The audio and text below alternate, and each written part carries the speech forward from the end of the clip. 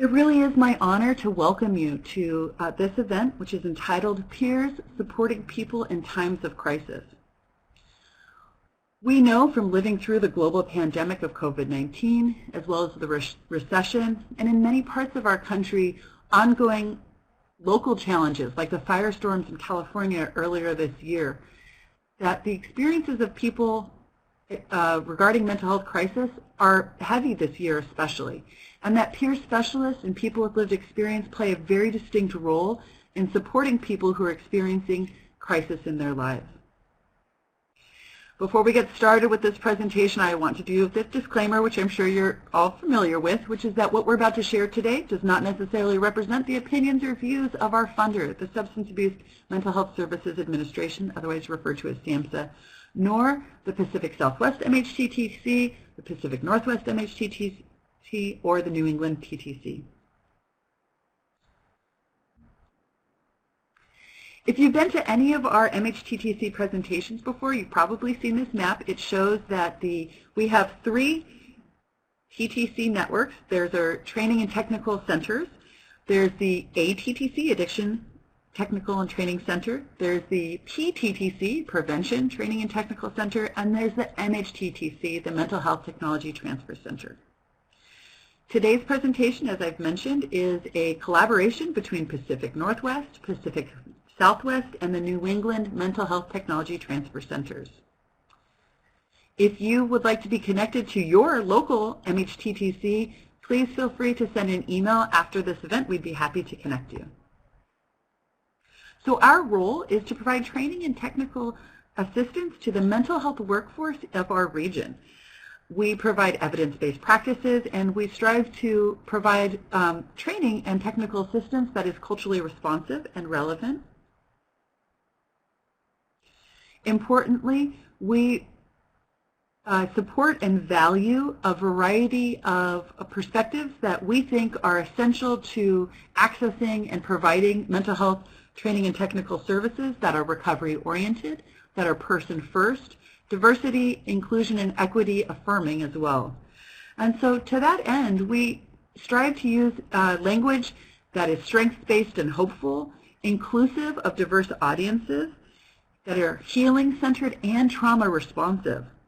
We invite people to participate from their own lived experience. We use person-first language, and we try to avoid labels. And we use non-judgmental language that avoids assumptions. We strive to be respectful, clear, and understandable, and consistent with our actions, policies, and products. We'd invite you today to join us with these values when you enter comments into the comment box or questions into the question box. Please consider how your language it will potentially affect other people who are in this space. And I see that there was a question about if someone's connection is lost, can they have a recording? Absolutely. The recordings will be available about 7 to 10 days after the recording has been edited. So we'll start off with a poll because we'd really like to get to know you who are in the audience. Would you please bring up the poll? Great. So the first question is, please identify your role at your organization. For example, are you a peer specialist, a social worker? I see a marriage and family therapist trainee, a director, program coordinator. Wonderful. We've got recovery specialist, FEP intake coordinator, certified peer specialist. Outstanding. We've got a variety of positions that people are filling who are connecting into this session. I think this is really, really important because for many of us who work alongside peer specialists, I think one of the challenges that we run into is not inviting peer specialists to participate as fully as they might be able to, given their expertise and training in the peer specialist discipline. So it's really important for those of us who are not peer specialists to understand what peer specialists can do.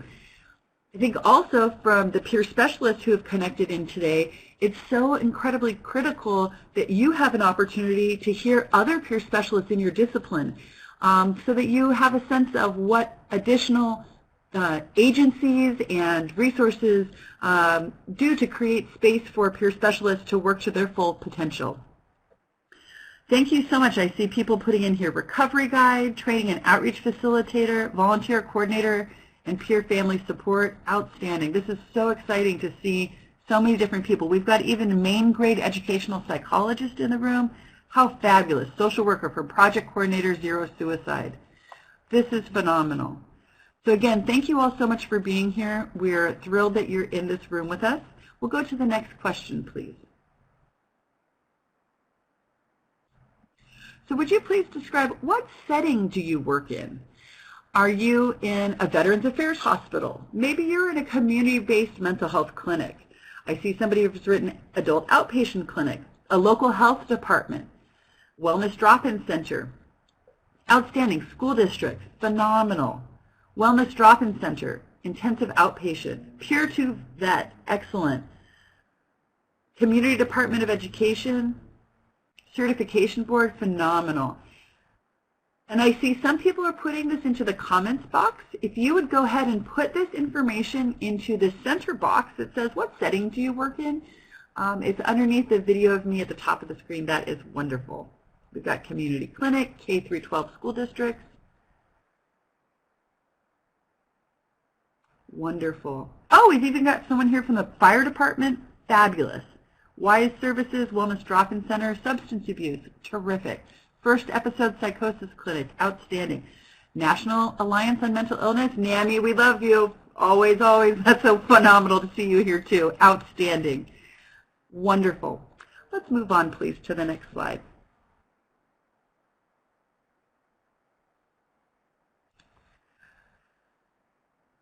Okay, so it is with great excitement and enthusiasm that I'm going to introduce you to our panelists today. I feel thrilled that you get to learn from people who have such a vast array of experience as peer specialists and people with lived experience supporting people who are experiencing crisis. As you're going to hear, many of our panelists work as mental health providers doing direct clinical support with people in the community. And we also have peer specialists who exemplify the perspective of advocacy as a central piece of peer specialist discipline, which is distinct from many other mental health service providers. What peer specialists can do in terms of advocacy and anti-stigma work and changing how society thinks about and interacts with people who are experiencing crisis is unparalleled, I would say, in the mental health world. And I say this as a social worker who has been doing practice and research for a good 20 plus years now. And I have seen in no other profession the kind of change that peer specialists can do when they work from an advocacy perspective and an anti-stigma perspective. So I'm thrilled that you get to hear about the broad range of experiences and work that peer specialists and people with lived experience bring to crisis continuum of care. So briefly, I'm going to start off by introducing each panelist with just a couple of sentences here, and they will go into greater detail about their work. Kristen Griffey serves as Trauma-Informed Care Specialist at Mental Health and Addiction Association of Oregon, a peer-run organization.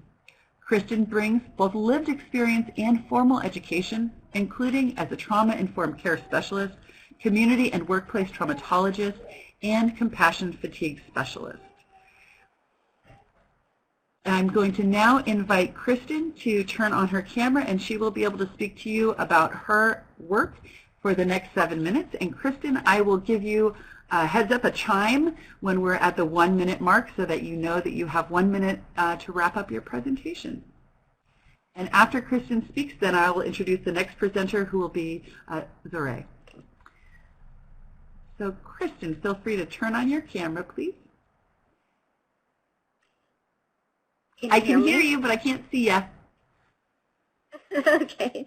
I was pushing it. It just wasn't being cooperative. No problem. Kristen, it would not be a webinar in 2021 were there not a technical glitch, so thank you for helping us get through this in this moment. No problem. Thank you so much, and I'm so grateful to have the opportunity to be here today. And really just want to honor everyone who is here and who is doing this work. Kristen, thank you so much. I'm sorry to ask, but I still can't see you quite yet. Would you mind turning on your camera for us, please?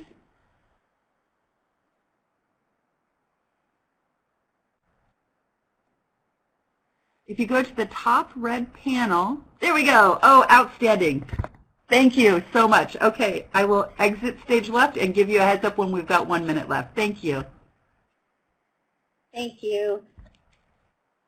Thank you, everyone, for doing the work that you do. And I just want to talk a little bit about the work that I do. It really came from a place of being a peer support specialist and then experiencing compassion fatigue and looking around to see where was there peer support for peer support. I used to work in the community with our community partners with peer support, and now I work within an agency, which is Mental Health and Addiction Association of Oregon, and I do peer support for peer support specialists. Before crises, I am continually, I have groups that are open for peer supports who are working in hospital settings, and then another group that is specifically for peer support all over the state. We've opened it up to the state ever since the pandemic began, so that people could come in and build some natural supports and just learn how to process and set down some of the heavy stories that we hold and that we carry. During crises, I might bump up and do a little bit of traumatology work, which is just really cleansing a wound. So trauma means a wound, and when I look at my role, I look at building that resiliency, being able to mitigate some of that wounding. Then in the crises, maybe to cleanse that wound and stop it from turning into an infection, and then after a suicidal crisis. And I can share that I was called in last week to an organization just to hold the space for a staff member had completed suicide, and set up some postvention work for that. My lived experience was that I was involved in a high-profile kidnapping when I was 18 years old, and I came from a family of medical providers. And when I think about supporting peers who are currently in crisis, I go back to that moment when I was 18 years old and very familiar with hospital workers brought into an emergency room, and in my greatest distress, a person came in and she introduced herself as Jennifer, and she said, "I'm a rape victim advocate. I've been through what you've been through." And that was the person that I was able to feel safe with and to sort of cling to, not only throughout the ED visit, but also through the trial process that went later on. I have been in several grants as a beginner. When we became billable as peer support, I've worked on housing outreach teams, and I've also worked in emergency department settings, and I have received mixed messages in those settings, because, like, for example, when in the emergency department setting, if there was a tag on a door that was purple, they were asking me not to go in and speak to that peer that was in crisis. And luckily I was contracted, and my boss still allowed me to do that. However, the same hospital folks who would ask me not to go in and speak with people in crises were willing to discharge them and ask me to put them in my car an hour later. And so I just always thought that was a little bit ironic. I felt like during these times as a peer specialist that I was not just a peer to people who were experiencing crises, but I was also a peer for the community helpers who were trying to help navigate the peer through that crisis. The challenges that I have experienced as a peer specialist working within crisis services has really been about the true implementation of trauma-informed care. And within trauma-informed care, there's a thing that's called the parallel process. And the parallel process says that we really are only as good and as strong and as resilient to the peers that we are working with in the community as our organizations and systems are to us. And I take that very seriously. I know that with the pandemic that self-care is the new healthcare, and I like to take that a step further and work with people and let people know that self-care is really cumulative, just like compassion fatigue is. And so creating those spaces while we're at work and being able to not only maintain but also to further our own recoveries and still be able to hold space while people are in crises is very, very important. And I believe that it's even an ethical that it is an ethical mandate, in my opinion. What's going really well where I am at is that, like I said, the organization that I work with, which is Mental Health and Addiction Association of Oregon, has created, and that's my position, and it's trauma-informed care specialist. And I also do trauma-informed care and work as compassion fatigue specialist and do some traumatology postvention for the people that are within our organization and anyone in the state that wants to connect with me, just so that we're providing that parallel process to what we are doing, and as we hold space for others in the community that are our peers, that we also have that space being held for us. Thank you. Thank you so much, Kristen. That was excellent. I really appreciate you starting off and talking about some of the multiple positions that peer specialists sometimes can be put in, to be told you can't do this, but then in the next couple of moments being asked to do something else, and there is some mixed messaging that happens there. I also really appreciate how you talked about the experiences of people who are engaged in crisis work and the significant toll that it can take on all of us. And to that point, I want to go ahead and highlight for folks, if you are feeling activated by anything that you hear today, we do encourage you to reach out and get support. There are many places that you can get support from. If you were to download the handout in the bottom left-hand corner, that entire handout has a variety of resources. Just the first one off the top of our heads that is available to everyone is the crisis line, and that phone number I've put into the comments box here. So please join me in giving a virtual thank you to Kristen, and I'm now going to introduce Say, and after Say we will have, I'm going to introduce Zore, and after Zore we will then have Say is up next. So Zore, if you would please turn on your camera. It is my pleasure and honor to introduce Zore King, who is the Director of Peer Support Services at the Edinburgh Center in Bedford, Massachusetts.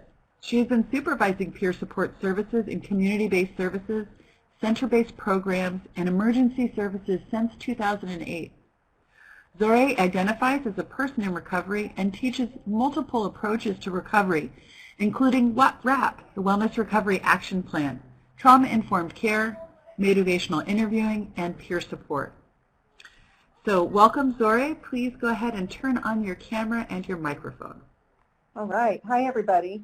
I'm going to just give a very basic little talk about crisis services. I've been involved in all aspects of peer support for almost 13 years now. I'm sorry, Zore. Would you mind turning on your camera? Oh, I thought I said. So sorry, we can't actually see you. It's on the top. Oh, how about now? There we go. Perfect. Okay. Thank you.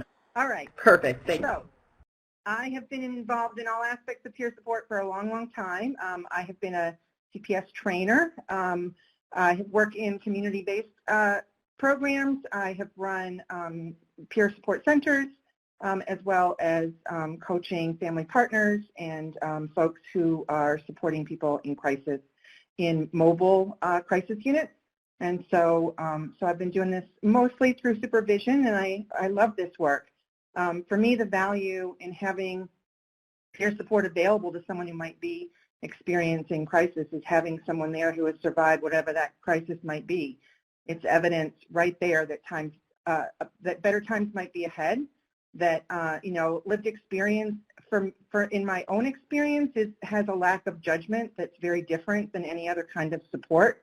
And I know that the ability to be present in the moment, to be present in a moment of chaos is something I've experienced when someone else is calm, when you are not.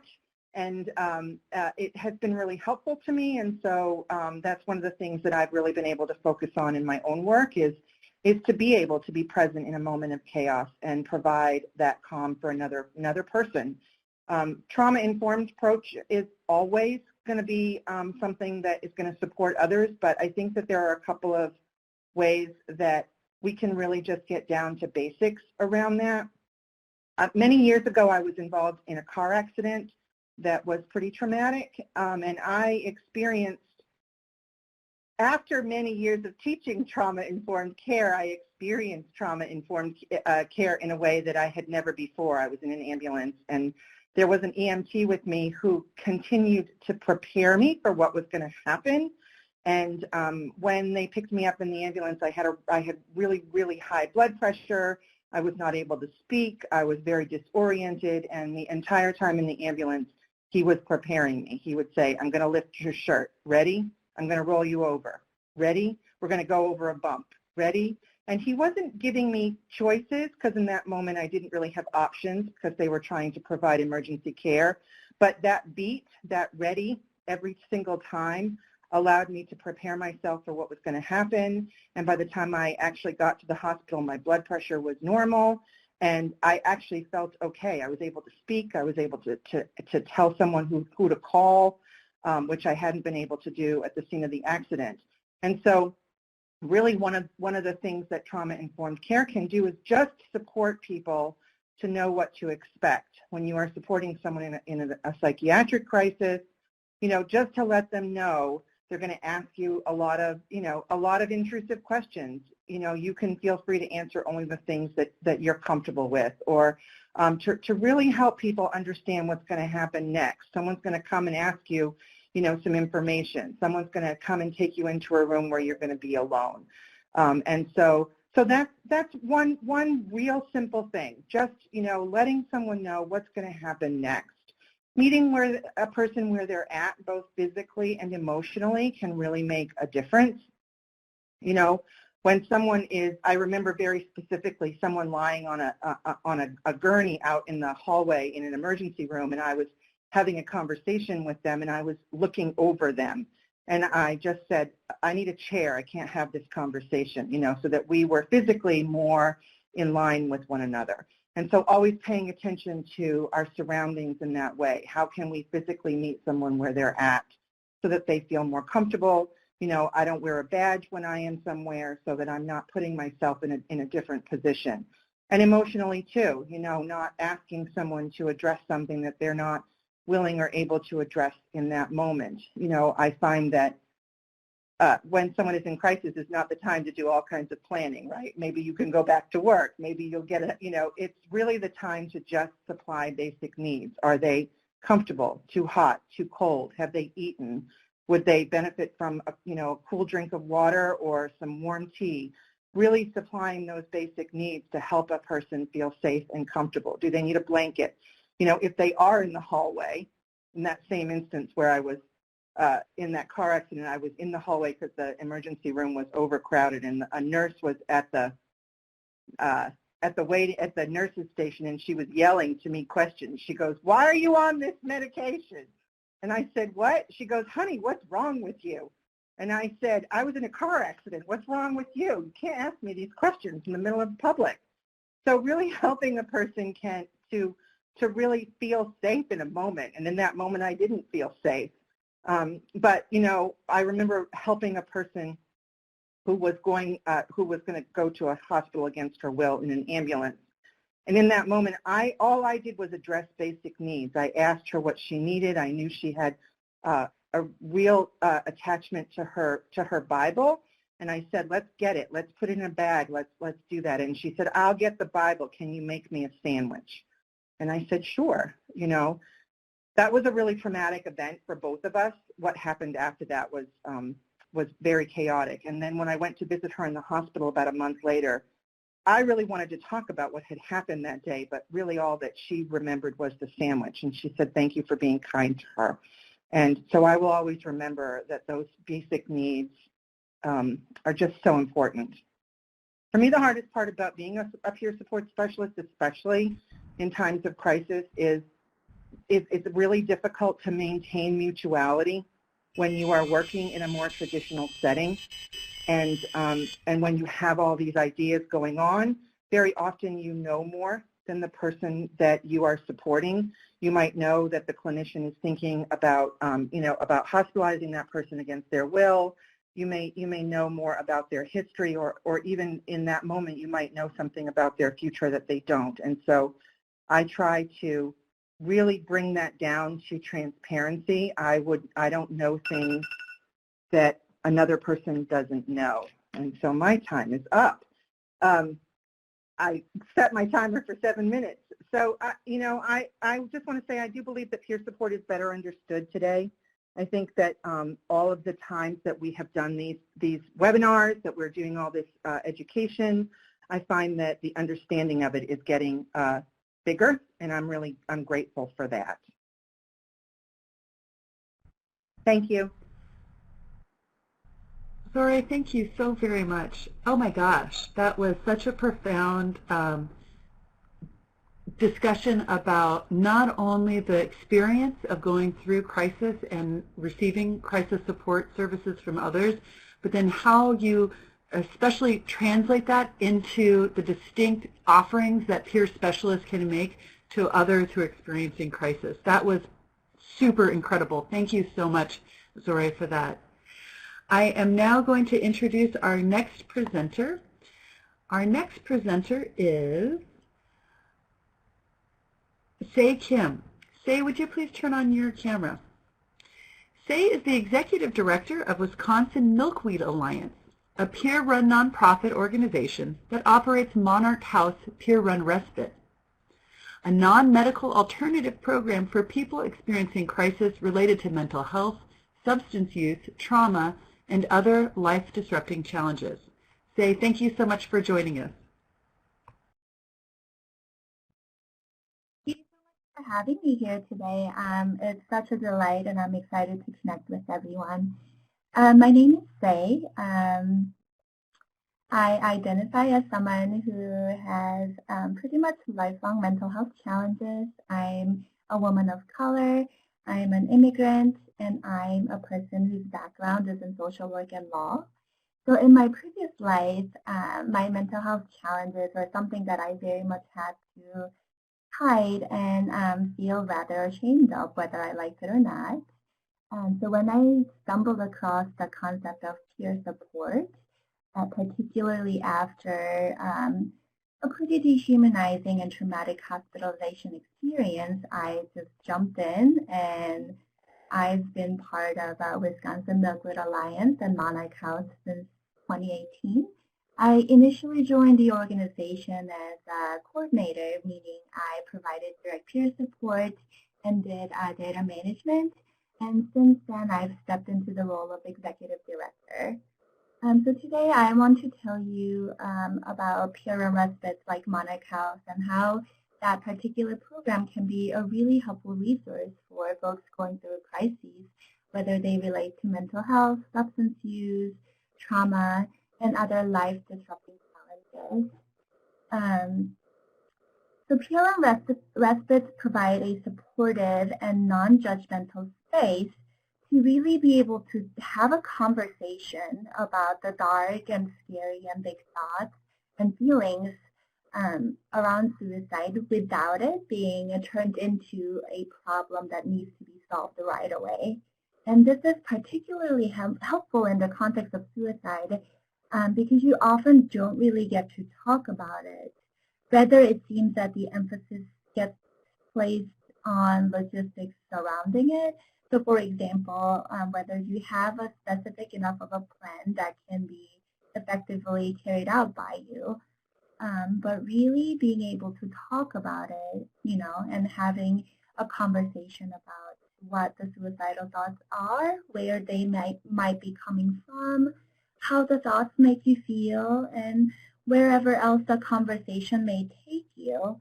And also to have that conversation with someone who's also had similar experiences and who also understands the deep pain and despair and the sense of hopelessness, fear, guilt, shame, all of that can be a really liberating and empowering experience. And excuse me, in having these conversations about suicide, we use the Vcdc Framework that we learned from the Alternatives to Suicide training facilitated by Wildflower Alliance, and it stands for Validate, Curiosity, Vulnerability, and Community. And essentially we strive to make sure that our guests at the respite feel seen, heard, and connected. And that's not just within that conversation, but for the entirety of their respite stay as well. And the PRN respites provided 24/7 access to in-person peer support. And that can be really powerful and helpful when you're in a dark time. Just the mere physical presence of another human being who's non-judgmental, who's supportive, and who's willing to listen, but also be okay with sitting in silence, that can be tremendously helpful in decreasing the sense of isolation that you have, the guilt and the shame, and feeling like you're carrying a really dark secret. So being able to let that out and really connect with another human and have a mutually beneficial, trust-based, and authentic connection is incredibly helpful. And PRN respites also provide access to different modalities of recovery. And this can look like many things, from like art and craft supplies, fitness equipment and classes, yoga and meditation, our little library that we have, local resources binders, being able to cook and bake. We have a little garden outside, being able to just spend time watching TV, hang out with peer supporters and other guests, playing board games, and what have you. And this is so important because healing and wellness look different for different people. The idea of wellness that comes from the more traditional mental health care doesn't always work for everyone. So at PRN Respites, we really try to be supportive of people exploring these different modalities of recovery, and we also make sure that people have access to the resources to be able to do so. And this is incredibly helpful in instilling a sense of hope, self-direction, and empowerment, particularly because these things are provided with no expectations of people having to use them. If it's something that people feel compelled to do, something that they feel is healing and serves them, then they have the ability to do so. And we also provide different training and educational materials. At Monarch House, we have training materials for intentional peer support, emotional CPR, wellness and recovery action plan, and alternatives to suicide. And these are all easily accessible in our library that's open for all. And in addition to providing the actual respite program, we also have 24/7 warm line to all Wisconsin residents. We offer virtual peer support session during the week. We have a Discord server for chat support. We have weekly virtual support meetings. And then we have free monthly community events that are facilitated by peer supporters. And I believe that having peers involved in crises, any crisis intervention services is so important, because knowing that there are other people who share these, scary and like deep and big feelings, and being able to connect with them and really talk about them really helps to remove the stigma and shame surrounding it. And it can also lead to a larger conversation about how, in addition to focusing on making individuals not choose suicide, we can also actively work on creating a world where we have communities that make people feel that it's worth living in them. One challenge that we face is the limitations of a peer-run respite, in the sense that it's not as accessible for your average person. You have to go through the whole process. So we are actively working towards eventually having a drop-in peer recovery studio space. Thank you. Oh, Say, oh my gosh, that was so wonderful in so many ways. Thank you. I am terribly rude to have to interrupt, and I apologize. We have a panel. There will be another opportunity to hear more about your incredible work. I just want to make a connecting piece with what you were talking about, with what Zure was talking about as well, how profoundly important things like a sandwich, gardening, being able to play board games are for people who are in crisis. And I think formal mental health training programs, whether they're in social work or psychology or psychiatric nursing, oftentimes do not prepare us to think about those really critical things that connect us to other human beings, that connect us, literally ground us to the world around us, and that peer specialists know that incredible wisdom, I think, is really profound. And I'm so grateful to you to have shared that. Thank you so very much, Say. Just as a reminder to our audience, if you have questions, please do put them into the questions box. After all of our presenters present, I will be asking those questions in a moderated way to the entire panel. So next up, it is really an honor and joy to introduce my colleague, Kelechi Uboso, who I have had the deep and profound experience of working with in several ways now. So it really is a treat to introduce her to you. Kelechi's work involves advocacy around awareness and understanding suicidology. Through the documentary film world, she is featured in the film The S Word. She is also published. She is the editor of We've Been Too Patient, Voices from Radical Mental Health, Stories and Research Challenging the Biomedical Model. She's also a public speaker, having spoken in a variety of venues, including Yale's Mental Health Symposium Hospital Panel, and contributing to Jasper Health, a safety planning app that is used in emergency rooms by people experiencing suicidal crisis.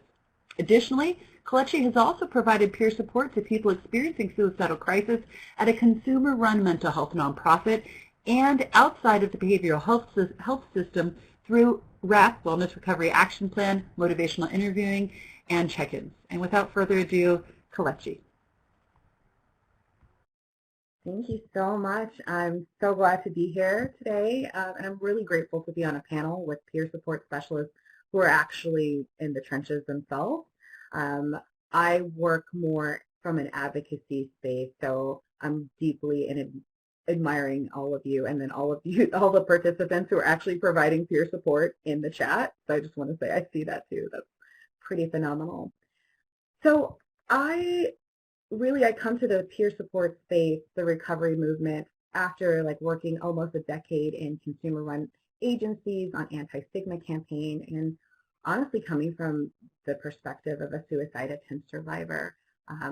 A lot of my work has been around messaging, around research, around really uplifting peer support, and I am part of the film called The S Word, which is now streaming on Amazon, and it really follows the journey of several suicide attempt survivors and a loss survivor, and what their experience is like, what it looks when you're down, and all of those things. The reason I was part of the film, at least the personal reason I was part of the film, was because I wanted to share my story, but I also wanted to uplift voices from marginalized communities, especially the Black community, around the idea that suicide impacts all communities, ethnicities, races, gender, identity. It really doesn't matter. And I think the conversation has been, or the data has said, that it doesn't impact all of our communities. So I really wanted to be that voice, because when I saw a peer who looked like me, a Black woman who had lived experience and was a suicide attempt survivor, that was the first time I thought, oh my gosh, I'm not the only one. And that was really important. The other reason I'm part of the film is really to talk about the experience of trauma I had through the treatment. So my hospital journey is not unlike many people who've also been on this panel or who are in the peer world. It was traumatizing and demoralizing, and A lot of my work is really about, if we are supporting people on their mental health journey, where are we sending them to? Are we sending them to a place that is going to be worse than where they were before? And so that is how I come to this work and why I've come to this work. And so that's really, really important to me.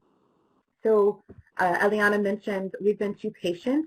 This is a book that I co-edited with an amazing peer, LD Green, and really we just take the stories and lived experiences and essays and personal experience of folks from, I mean, seriously, queer, trans, Black, Asian, Latinx. We have white women, we have white men. I mean, it is a very inclusive book, and we don't all agree about everything, which is really important. But what we do agree on is that people should have choices in how they're treated, and that non-traditional healing is really important. So we talk about things like spirituality, and there's also research supporting a lot of our claims and conversations. And really, I came to that work because of police brutality, because of forced treatment, because of the experience we have had collectively, but our voices aren't always uplifted and just heard. So that's a little bit of We've Been Too Patient. And I personally, as someone who was a teenager when I first, I mean, even smaller really, but a teenager when I first started receiving services, heard messages that I was broken, that I would never get better. And then I would hear these just really negative illness-based conversations. And I really thought, like, well, what is health? What is healing? What does that look like? And can we talk about what healing looks like in a non-traditional form? So that's a little bit about We've Been Too Patient. In terms of the app that I support, which is called Jasper Health, and it's for people who are experiencing suicidality in the emergency room. And I don't know if you've ever been in an emergency room. I certainly have been, like hours of just waiting and waiting. So the idea is that this tablet will be there for you with safety planning or skill building activities. But I mean, usually in an emergency, you don't want to do any of that. So there's also like a lot of like puppy videos and kitten videos and just like meditation and calming things that would be helpful for folks, and stories from people who have been hospitalized in their journey and where they've been and how they support one another. So I'm really excited to be part of that effort. And with the S Word, the film, when I followed it, so back when we were in person, though we've done this virtually, I think one of the things I've heard from audiences was that how much suicide impacted their lives. And even from my friends who I knew for decades, they would finally share like, oh, you know, the person you thought died in a car accident, that wasn't really what happened. And so I think what really opened me up around the advocacy component, or not being silent around this, was just how much it impacts people's lives and how much stigma and fear there is around talking about it. So I wanted to just say that the audiences have taught me even more about being like, oh my goodness, me too. And I just was really, really touched by that, and how many attempt survivors and how many loss survivors are out there. There's so many. In terms of like the value of peers with lived experiences working in crisis situations, I just have to tell you, having someone, I think as someone who has lived experience, part of my fear when I'm activated for the, oh, there's that bell, where I'm activated or I'm nervous about something, I want to share with someone, but I'm so worried about how they'll react. And the lovely thing about lived experience is that we can sit with each other and they're not reacting to me, they're holding that calm space for me and just listening. And at least for me, that's really, really important. And then instead of me having to take care of someone around my own crises. So I cannot stress the importance of people with lived experience.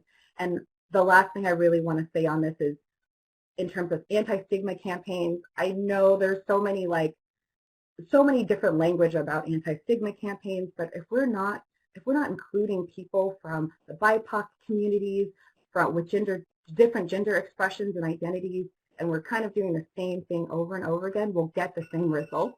I know that's my time, but I really think it's important to shift what our data what we believe data says about folks who have lived experience and to what we're hearing from our communities, and have the communities and peers be part of decision making for stigma campaigns and for services. That's really, really, really important, because without that voice, we're going to get the same results, which we have to do better. So I'm really grateful to be part of this panel, and I will stop talking.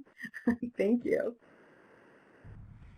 Oh, Kelechi, I learn so much from you every single time I'm around you, Kelechi. I really appreciate so much of what you said, but I think for me, one of the most poignant things that you just said was the difference about when we're in crisis and we're sitting with a peer specialist, we don't have to worry about caring for them, that they are just sitting and listening.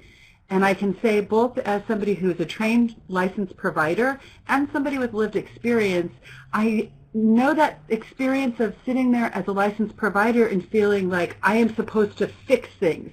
Peer specialists with lived experiences know that the purpose is not to fix things, but really to be present. And that was incredibly profound. So much of what you shared, Kelechi, thank you. I want to bring us now to our next presenter. It is really an honor to introduce to you Karis Myrick. Karis Myrick's expertise is in the area of peer support services and workforce training policies and programs. Her advocacy contributed to the passage of California's recently passed Senate Bill 803. Karis's work includes establishing the first peer respite in Los Angeles, educating the mental health workforce about psychiatric advanced care directives, authoring book chapters and peer-reviewed articles on peer support, and holding various positions as a supervisor and administrator of peer services. So without further ado, please join me in welcoming Karis. Karis, would you please turn on your camera? Hi. Hi, everyone. Thank you very much, and thank you to all the presenters and all the people who are listening in or watching. So weird just to be like a talking head, but sorry, I'm a talking head in a Hello Kitty hat. So, you know, I am a person also with a lived experience of a mental health condition, a suicide attempt survivor, and, you know, I can easily think back to the many times that, you know, I was in crisis and, you know, somebody swooped in to kind of like, as Eliana was saying, kind of make that crisis stop. And as a person of color, you know, I also found that, you know, my first interaction with the police ever and my first interaction with hospitalization was in the back of a police car when someone came to do a wellness check. But for me, it felt very much like, I don't know, just like what you see on the TV. I don't know how else to put it. And I was very embarrassed that the police had come and knocked on my door loudly and then took me to the hospital saying, you know, that I was very ill, handcuffed in the back of a police car. I don't know if that's how most people who are struggling with a health crisis end up going to the hospital kind of in handcuffed in the back of a police car. But, you know, I got into this work because I, you know, did become concerned about how, not just me, but how other people and my peers and family members are treated during the most vulnerable time of their lives. I also become very concerned that my complexion becomes somebody else's complication and that my symptoms or distress, if I'm in distress, becomes somebody else's disturbance or interruption, and the goal is just to stop that interruption versus really helping me and others get through the crisis that they may be enduring at the time. So the work that I've been doing over the past, God only knows how many years, under this hat is a lot of gray hair, is really around looking at the different practices, peer practices, policies, and programs that can help us kind of really advance the work that we're doing. So one of the things that I was thinking about too, I'm trying to find my notes here, sorry if you see me flipping papers back and forth, but I was thinking about this poem by N.R. Hart, and she says, "And if you cannot find your way out of the darkness, I will sit with you and show you the stars." And that's really what I think is the beauty of peer support, is being able to sit with someone during their most vulnerable time, during a time when they're in distress, either pre, post, or during a suicide attempt or ideology, and just being able to sit with the trauma, the discomfort that the person is feeling, and not rush to get them to whatever space somebody else wants them to be. So while I was working at the federal government, I was working at SAMHSA as the director of the Office of Consumer and Family Affairs. We did create, with the suicide prevention branch, a book called Journey to Health and Hope, which was developed for suicide attempt survivors about what do you do after an attempt. And then it was developed by and with people who were attempt survivors, so that it wasn't an imposition onto what it was like or what people thought needed to happen. It was actually developed by the people themselves who had been through these kinds of crises. So as I continue to think about on the ground level, what are some other things that could be done? For example, in LA County, we set up a peer respite. We were we were the first peer respite through the organization that I was running, Project Return. And I really thought about that time that the police had showed up to my house. And subsequently, the police force did have CIT training, which in some ways improved kind of how police were meeting folks. But I thought, you know, it's just kind of not enough. And one of the ways to think about reducing stigma, and I think Kelechi was alluding to this, but one of the best ways, according to evidence, is to have positive interactions with people who have lived experience of a mental health condition. So I thought, well, what would happen if we invited the police over to the peer respite for coffee and donuts? And I know it's cliche, I apologize, but the point is that we wanted the police, whether, you know, it wouldn't be us calling the police, but it would probably be people in the community, but we wanted them to know who we were, and we wanted the police to be a part of our community as community members, not as police officers, not as law enforcement officers, but just as people. And so when on occasion, which did happen on occasion, you know, some neighbor called the police and they came over, they were like, yay, great, we get to come and have coffee and donuts, because they knew they could stop over and have coffee and donuts anytime. And it really created a different relationship, and it helped the police actually see a very different kind of side of mental health treatment, peer support services, and recovery, which often they don't get to see. So they only have this one worldview, and we help them see another worldview. The other thing that I always am looking at is what I would call systematic competencies. So we have in our peer world peer core competencies, and they do revolve around things like cultural competency. But systematic competency is understanding the policies and the regulations that actually sometimes inhibit us from being able to do certain things. So for example, what are service delivery? I hear my dingy bell. I'm guessing that's coming from Eliana, not from any place else. But service delivery practitioners, practice, program design, etc., that can impact our ability to address race, equity, access, cultural congruence, and peer value practices. So I'm always looking at how do you balance the duty of care around the dignity of risk to really elevate self-determination, autonomy, empowerment, informed choice, and choices. And that's why, you know, working on things like legislation, understanding what's happening at the policy level has really been just about one of the other kind of aspects of how to change the system. At the individual and practice level, and then also at the policy level. So advancing things like supported decision making, which is a legal thing, and can be a legal thing, but gives you people alongside you legally that you choose that can help you during the most important of times. And there are a whole bunch of other stuff we'll talk about that later. Did my time run out? Okay, sorry. Yeah, I'm sorry. Karis, you know, when I first met Karis, I was kind of starstruck. I'll be honest with the audience here. I was a little starstruck because I was aware of Karis's work on SB 803 and many other aspects of crisis care and peer support services. So I especially feel rude and ridiculous to interrupt you my apologies, Karis. Thank you so much. I really especially appreciate how you were highlighting the racial equity, diversity, equity, and inclusion perspective on crisis continuum of care, and that was also continued from what Kelechi had talked about. We cannot talk about this enough. I really think that we're going to need to have another entire webinar series just focusing on that issue. Thank you so much for bringing that to us. It's now my honor to bring up our next presenter. I told you I was excited about today, and you can see why. So our next presenter is Ariana Mellinger.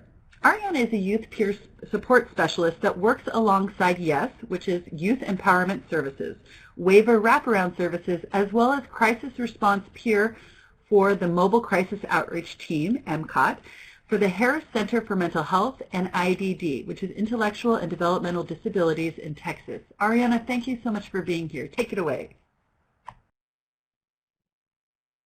Thank you so much for having me. It's an honor just to be with all these panelists, with all these lived experiences. Thank you so much.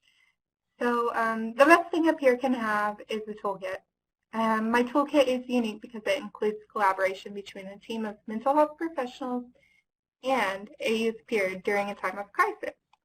As a youth peer, I support youth by connecting with them using my lived experience. My lived experience includes mental health diagnosis of major depression and substance use. As a youth peer, I'm able to promote hope, encouragement, and help destigmatize mental illness. The youth feel comfortable with me because I've walked paths similar to theirs, and I can understand their struggles. My struggles started at an early age. My lived experience now allows me to be able to connect to youth. I work heavily surrounding the topic we speak on today, suicide and crisis. Many people are familiar with adult peers working in the mental health field. Youth peers are not as common. Let me tell you how youth peers are different than from adult peers. I can share about the drug culture based off of my lived experience. I sometimes can build rapport based off of how you look closely and identify with some of the things that they might say and or do. So when I'm able to normalize day-to-day conversations with the youth, I work with it, and then we can begin stages putting together a crisis prevention plan. So you get to know your youth, and you say, okay, these are the things that we identify prior to, so that way we can de-escalate those situations from happening. The value of peer support is I'm able to help the youth and families walk through crisis and explain next steps. As a peer support, I'm able to tell them about the kinds of things a clinician is going to ask. Another is what to expect if inpatient psychiatric hospitalization is required. As a peer, I can translate terms the clinician uses in a way the youth and family understand. It is vital to help the youth and family better prepare for what is to come, to ease the hard transition from home to hospitalization and then discharge back home.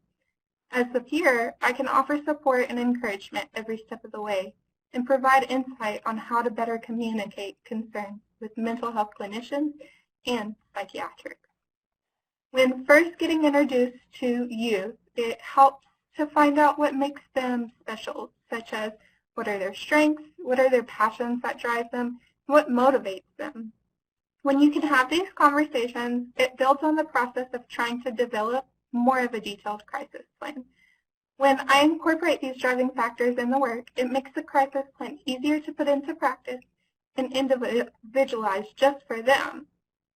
Some of the most challenging things while working with crisis is having to try to explain that sometimes hospitalization has to occur to keep an individual safe.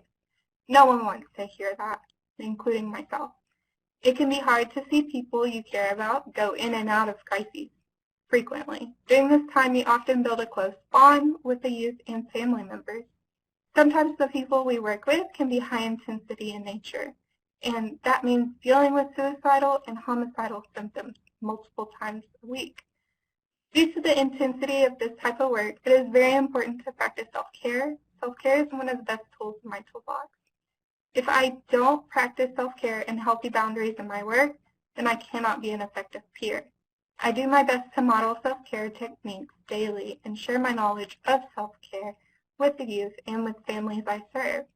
I encourage them to practice similar self-care techniques in their lives. I've heard other peers have struggles, some challenges due to the agency or clinical team not accepting them or seeing the benefit of peers to them. I've been lucky enough to work with clinicians who are patient and flexible, and I've been able to have a psychiatrist who goes above and beyond to meet the needs of the people she works with. The psychiatrist will allow any of us on the team to sit in on her evaluations while having all the support from my peer supervisors to clinical team lead to the program director. Everything I've learned from working alongside crisis is that support is the answer in all aspects. The more a person feels supported in decisions, the better the outcomes. Most of my work as a youth peer specialist is promoting inclusiveness of the youth and trying to bring their voice to the table as much as possible. If we're able to destigmatize the things such as suicide attempts and suicidal ideation, we can start to have brave conversations on how we can heal and maintain recovery. Thank you for having me today. I really appreciate y'all's time. Ariana, thank you so much. This was an outstanding presentation. I especially appreciate what you were talking about with self-care and how different peer specialists have different experiences working alongside clinicians. I think that the piece that you also brought up about the distinct offerings that youth and young adult peer specialists can make as different than adult peer specialists was phenomenal. Thank you so much, Ariana, for your presentation. It is my honor to introduce our final panelist. Last but certainly not least is Mordecai Tani. Mordecai is a youth peer support specialist who specializes in online and virtual crisis response through social network mediums and Twitch. He works for Youth Era in Oregon. Without further ado, Mordecai, welcome. Hi there. It's such a lovely honor to be here with you all, be sharing with you. So again, my name is Mordecai Tani, and I'm an online youth peer support specialist with Youth Era. So Youth Era is an international nonprofit organization, and my role being an online youth peer support specialist is to meet youth where they are. Okay, so we often see them on their phones, on the internet, and that's where they're at. We know research shows that when they are in crisis, oftentimes they're sharing on their social media accounts that something is not right, that something is wrong. And so it's my job, my responsibility to be looking out for those with the youth that I'm connected to. And so part of my role is to be working on Twitch. And if you don't know what Twitch is, it's this platform where people can stream live. So maybe it's video games, maybe it's art, maybe it's just talking. And then they have a chat that is next to them and they can see and connect with the community.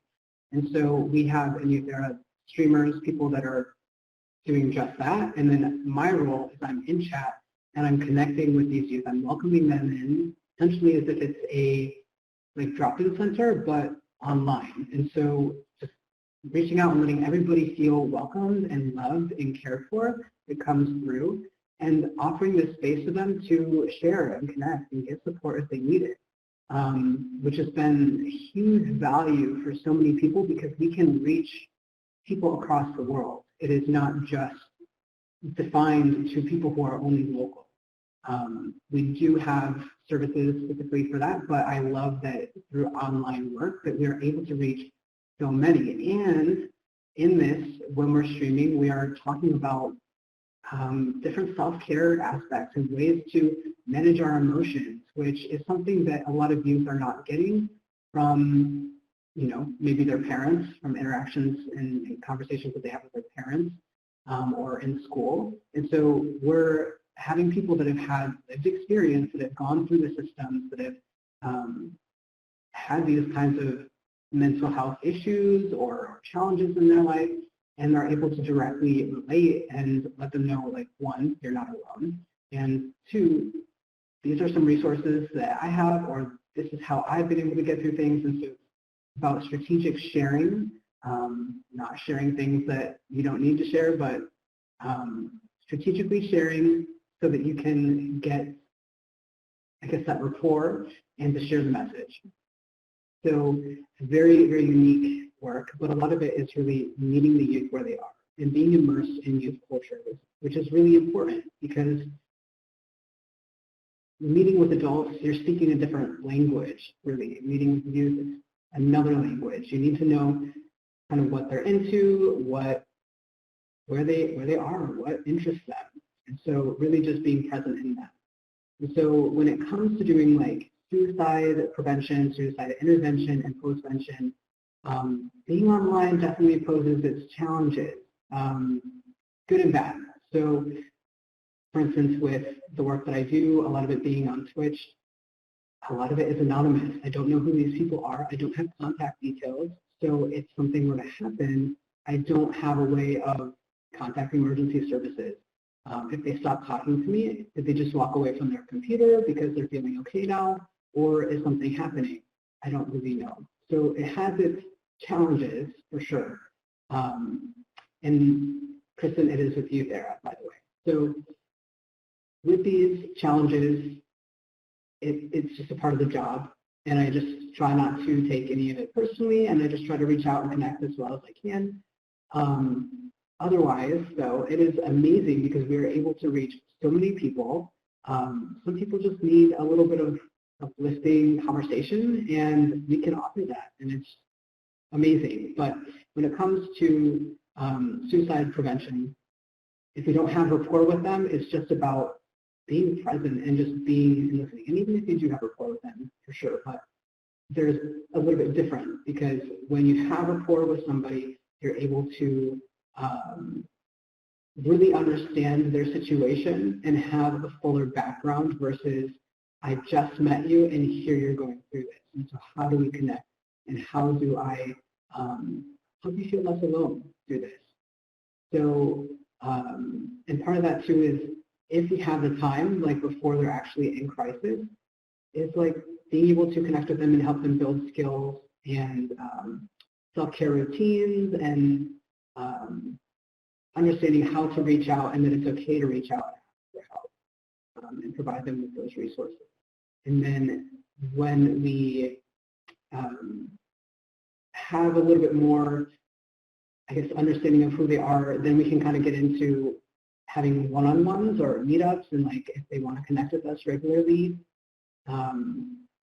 We have in some of my youth with what we do, I will video with them and we'll go on nature walks on these very quiet hikes, and I'm able to give them this virtual view of beautiful nature and talk to them and hear them.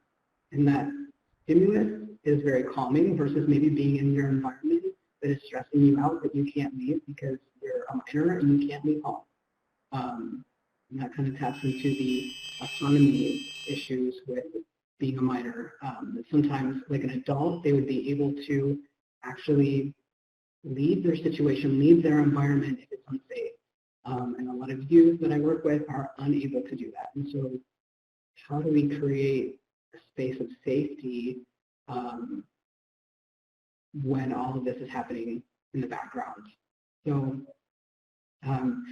then once we're actually in crisis, it's a lot of just direct support, being present, learning assist, which is applied suicide intervention skills training, which I highly recommend, and just really being curious about where they're at and how to get them back to baseline. I think it's also really important to normalize this, I don't know, being suicidal. It happens and it's okay.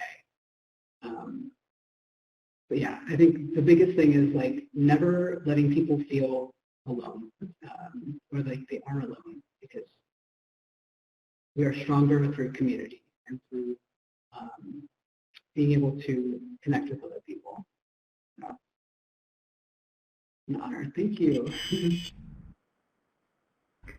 Mordecai, thank you so much. Oh my gosh, you raised so many really critical pieces. I especially appreciated that you talked about youth culture and how that's cross-cultural work for those of us who are not youth and young adults.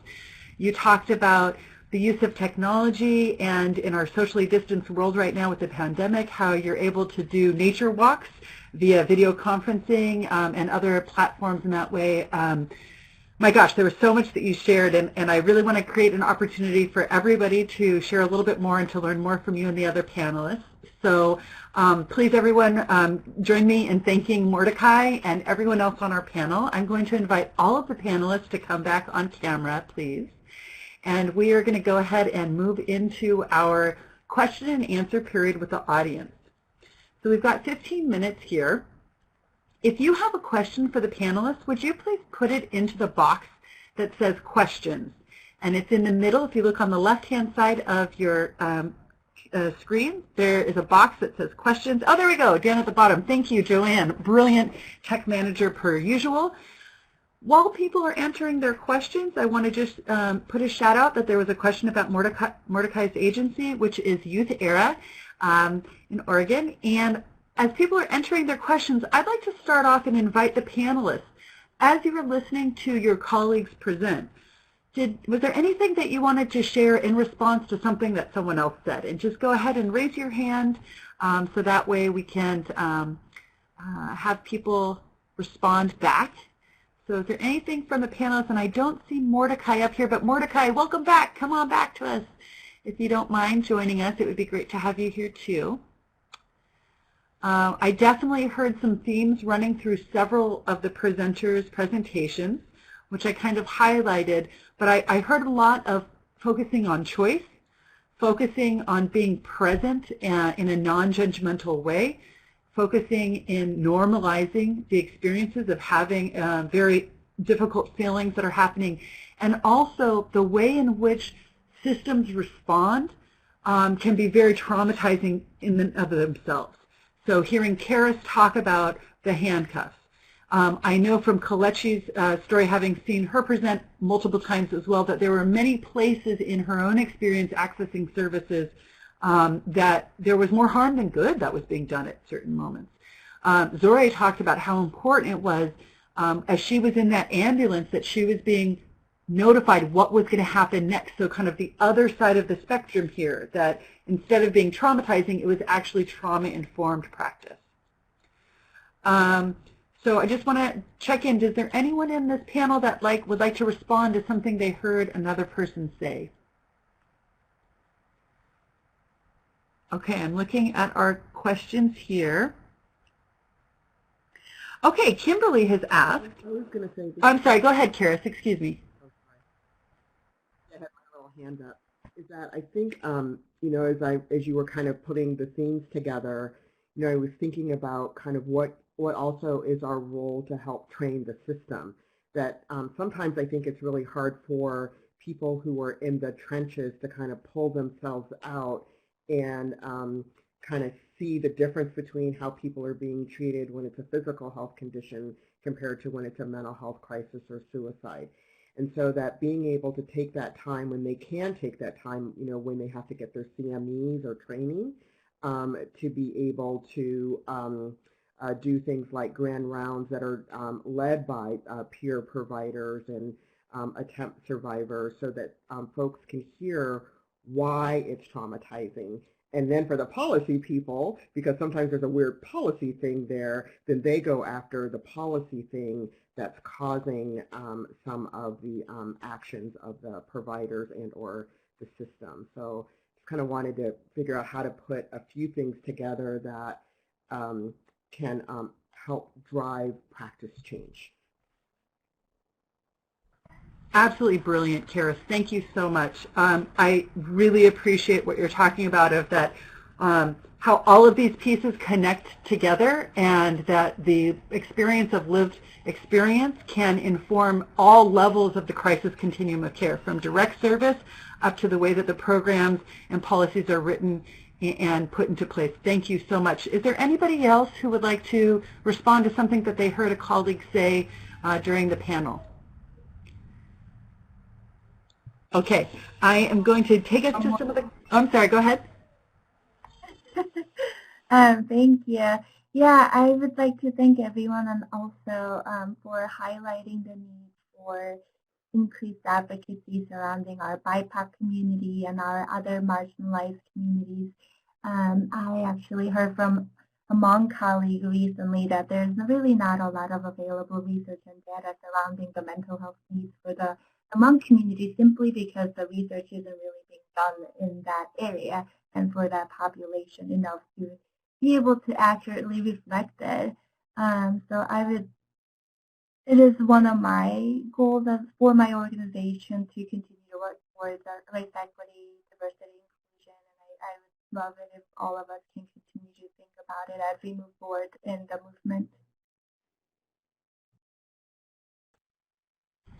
Say, I'm so grateful that you brought this up, and I think this is another one of those distinct strengths of the peer specialist discipline, that we have a better proportion of people of color in the peer specialist discipline as compared to all other mental health fields. And this is just another example of how the peer specialist discipline, I think, can really be at the forefront, and frankly already is at the forefront of the future of mental health services and wellness in the world. So the more that we can create more space for peer specialist discipline to be leading us in these conversations about diversity, equity, and inclusion, I think will serve everyone well in the field. I see that we've got just a few more moments here left for a couple of questions from the questions box, and I just want to put out there for folks, if you've put a question into the questions box or into the chat box and we don't have time to get to it today, we will take those questions and invite panelists to opine on them, and then we can send out the answers to the audience. So this is not your one and only opportunity, and our 3 MHTTCs are in the process of preparing a second follow-up webinar that will be coming out later this spring. So thank you so much for being here. Let's talk more. Erica Rubenstein asked, can you talk more about the skills streaming for suicide? And just if you'd raise your hand into your camera if you have an answer to this. Can you talk more about the skills streaming for suicide?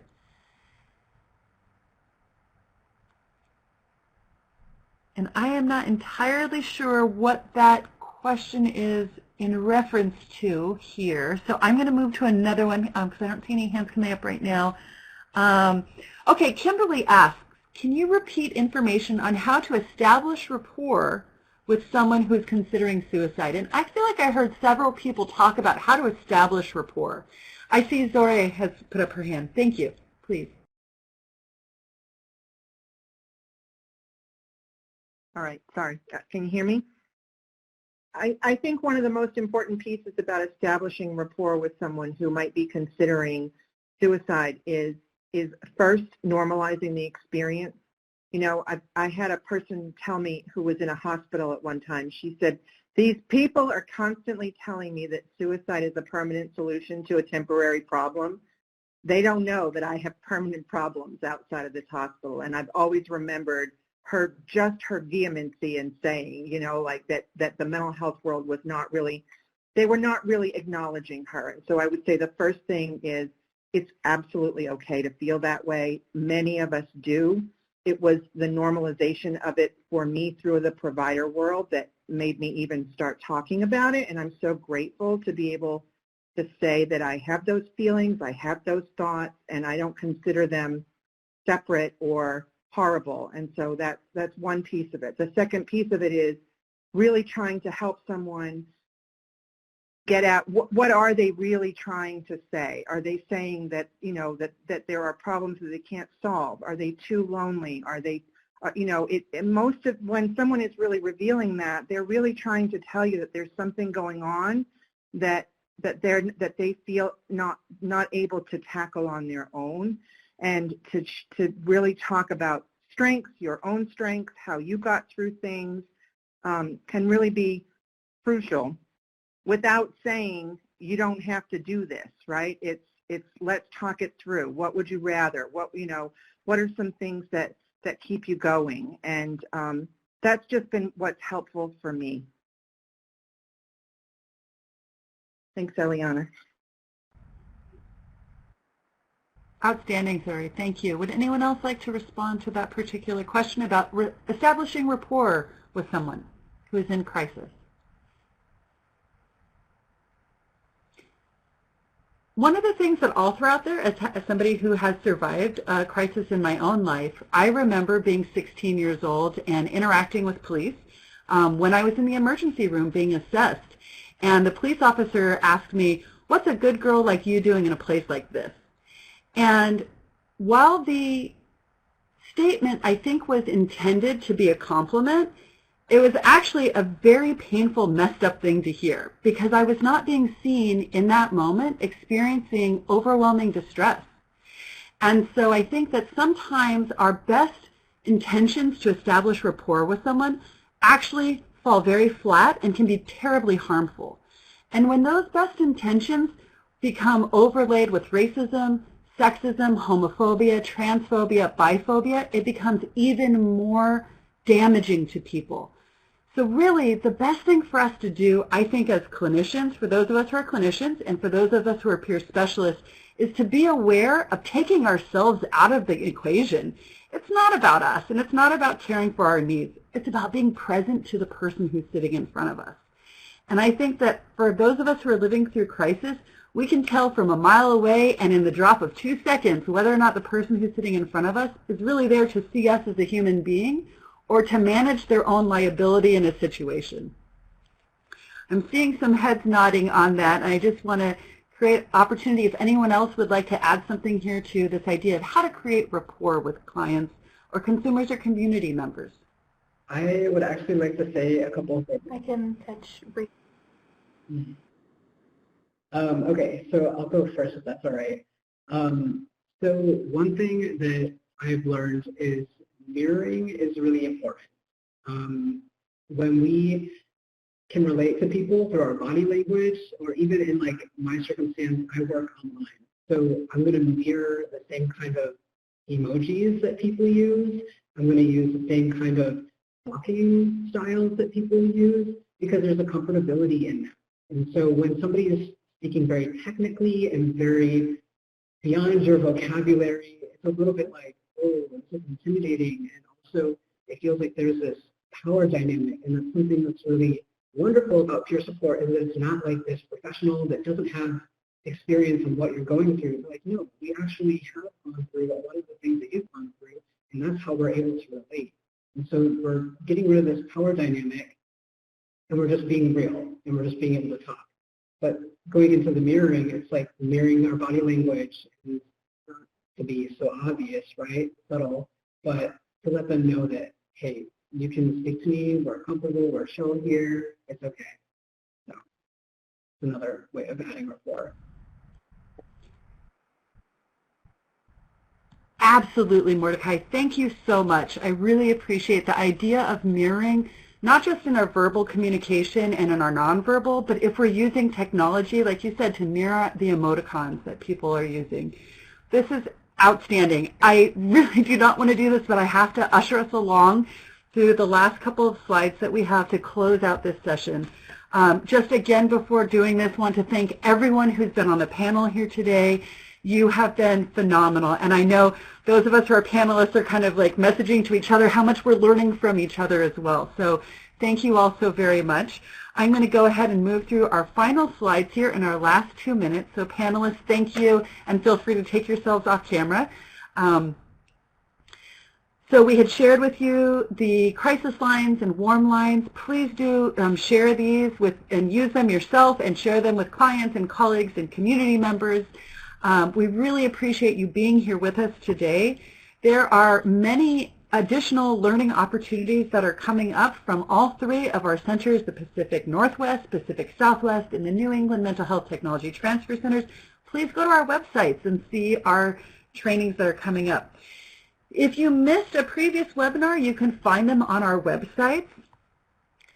And if you would like a certificate of completion for today's session, please feel free to email joshel@CARS. If you would like to receive continuing education units, those will be available after you complete the audience feedback form, which will come up here shortly. At the end of it is a section that you can select to purchase continuing education units for.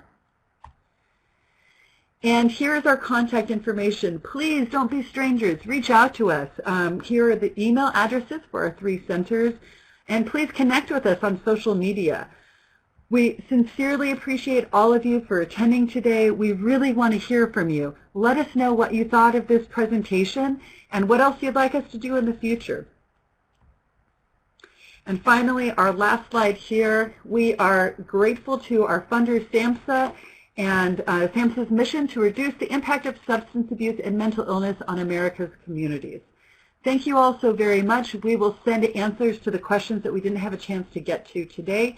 And without further ado, wishing you all safety, health, and wellness as we move forward in our day. After this closes, you will have the automatic window to pop up to please do give us your feedback about what worked today, and at the end of that, you can request CEUs. Thank you so very much.